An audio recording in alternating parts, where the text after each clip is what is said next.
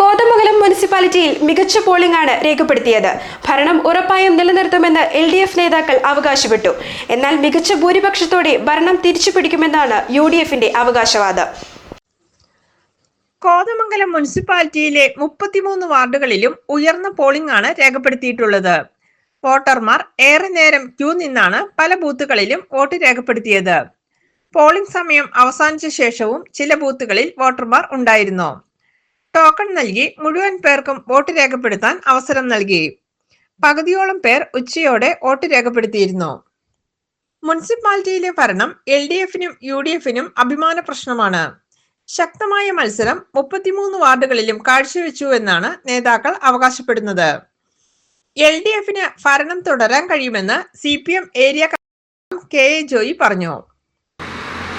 ഒരു പൊതു സ്വീകാര്യത ഈ തെരഞ്ഞെടുപ്പായിട്ട് ബന്ധപ്പെട്ടുകൊണ്ട് ഇടതുപക്ഷ പ്രസ്ഥാനത്തിന് കൈവരിക്കാൻ കഴിഞ്ഞിട്ടുണ്ട്.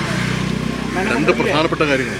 അതിലൊന്ന് നമ്മുടെ സ്റ്റേറ്റ് ഗവൺമെൻറ്റിൻ്റെ വിപുലമായിട്ടുള്ള നേട്ടങ്ങൾ, വിശേഷിച്ച് നമ്മുടെ സാമൂഹ്യക്ഷേമ രംഗത്ത്, അടിസ്ഥാന സൗകര്യ വികസന രംഗത്ത്, ആരോഗ്യരംഗത്ത്, വിദ്യാഭ്യാസ രംഗത്ത് ഈ നേട്ടങ്ങളെല്ലാം ഈ തെരഞ്ഞെടുപ്പിൽ തീർച്ചയായിട്ടും ഇടതുപക്ഷ പ്രസ്ഥാനത്തിന് അനുകൂലമായി വിധി ഉണ്ടാകും എന്ന് ഞങ്ങൾ ഉറച്ചു വിശ്വസിക്കുകയാണ്. അതോടൊപ്പം തന്നെ പ്രാദേശികമായിട്ടുള്ള കാര്യങ്ങളിലും ഇടതുപക്ഷ പ്രസ്ഥാനത്തിൻ്റെ ഭാഗമായിട്ടുള്ള ഇടപെടൽ മാതൃകാപരമായിട്ട് ഉറപ്പുവരുത്താൻ വേണ്ടി ഞങ്ങൾക്ക് കഴിഞ്ഞിട്ടുണ്ട്.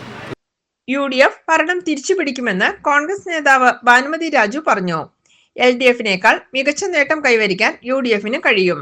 നഗരസഭയിൽ ഇന്ന് നടക്കുന്ന തദ്ദേശ സ്വയംഭരണ തെരഞ്ഞെടുപ്പിൽ മികച്ച ഭൂരിപക്ഷം നേടാൻ UDFന് കഴിയും. കാരണം എല്ലാ വാർഡുകളിലും നല്ല ഭൂരിപക്ഷവും നല്ല വോട്ടിംഗ് ശതമാനവും കൂടിയിട്ടുണ്ട്. അതിൻ്റെ അടിസ്ഥാനത്തിൽ ഭരണം നഗരസഭയിൽ UDFന് കിട്ടുമെന്നുള്ളത് തർക്കമില്ലാത്ത കാര്യമാണ്. ആ രീതിയിലാണ് പോളിംഗ് ശതമാനം കൂടി വരുന്നത്. എന്നാൽ ഈ തവണ UDF ഇത് തിരിച്ചു പിടിക്കും. LDFൻ്റെ കയ്യിൽ നിന്ന് ഈ നഗരസഭ തിരിച്ചു പിടിക്കും. GTV news Kothamangalam.